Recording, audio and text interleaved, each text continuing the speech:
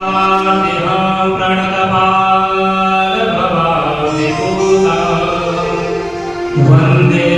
महापुरुष ते चरणारविंदम्। गुरुर् साक्षात् परब्रह्म तस्मै श्री गुरवे नमः। अखंडमंडलाकारं दर्शितं येन तस्मै श्री गुरवे नमः।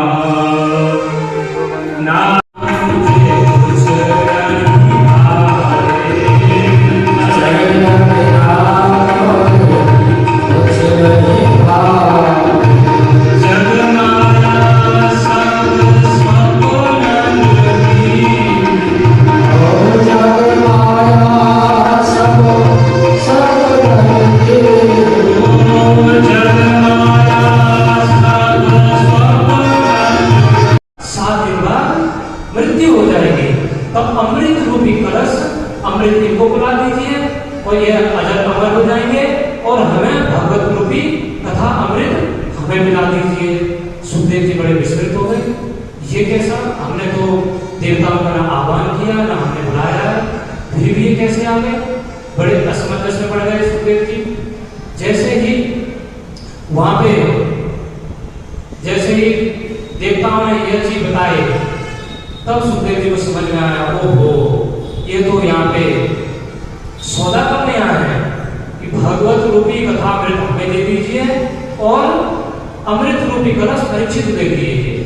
तब फिर सुखदेव जी कहते हैं नहीं, वसुधा को कथा लोके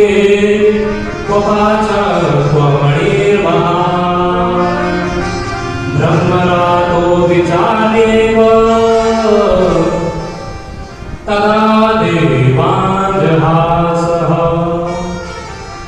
अरे देवताओं, ये कांच के टुकड़े से आप करोड़ों के हीरे से तुलना करते हो हैं? हमने तो सोचा भी नहीं था कि भगवान देवता लोग इतने स्वार्थी होते हैं। बड़े स्वार्थी आप बात कर रहे हो आज।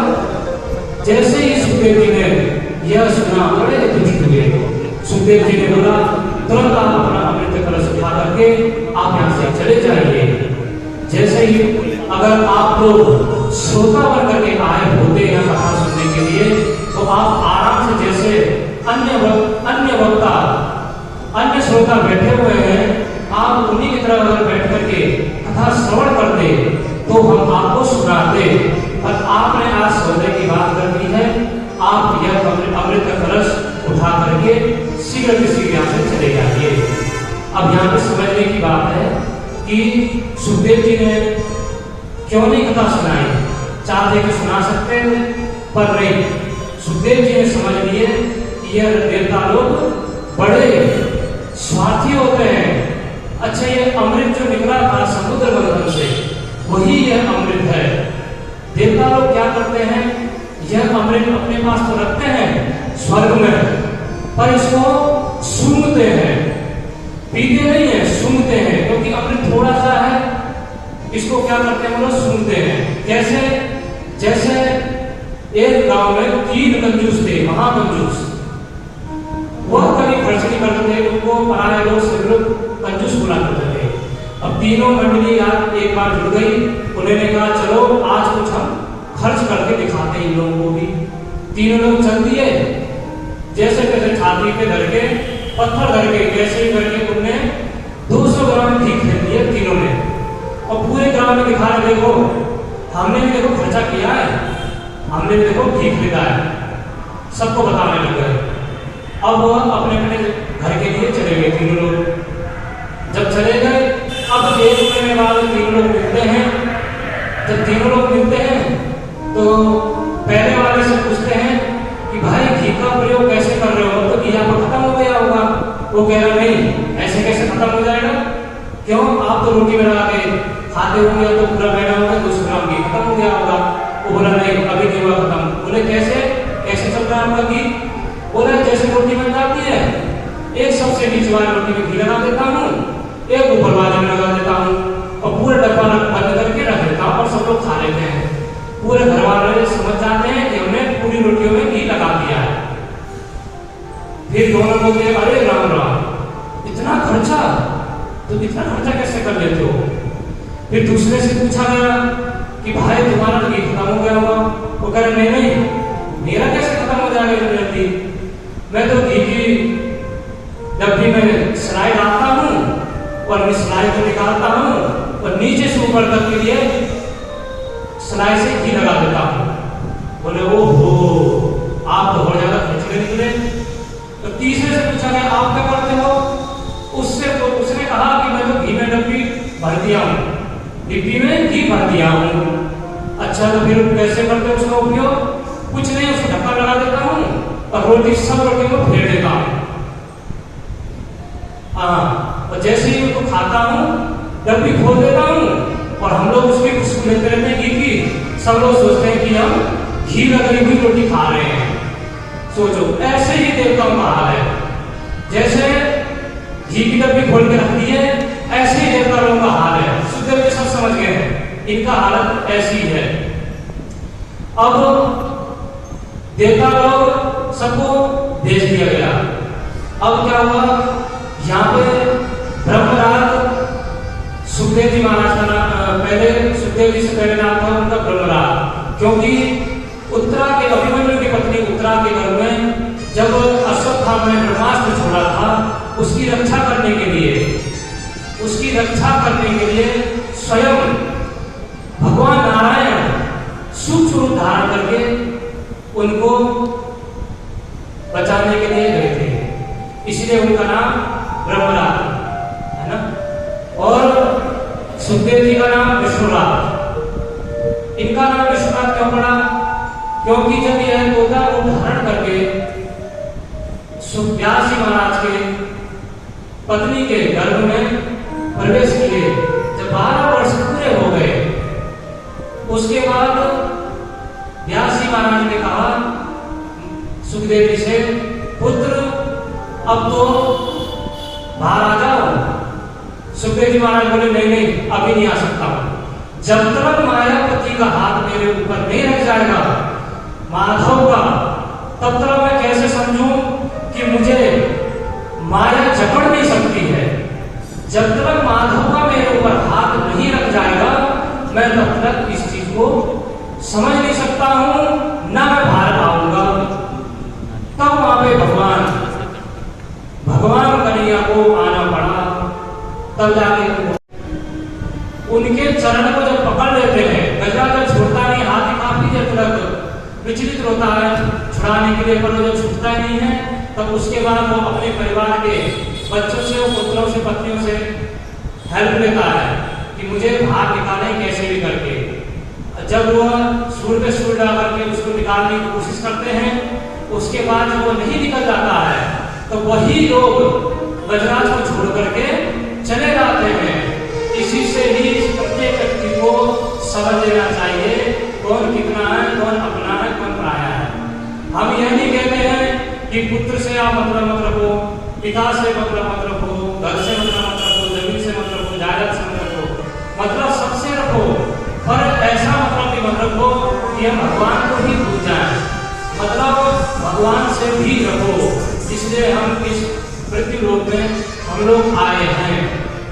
चलिए आइए यहाँ पे 2 शब्द भगवान के नाम संकीर्तन, उसके बाद आगे बताना।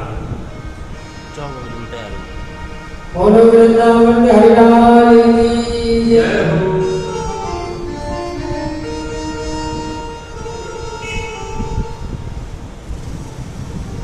तेरे संग में रहेंगे ओ मोहना, तेरे संग में रहेंगे ओ मोहना,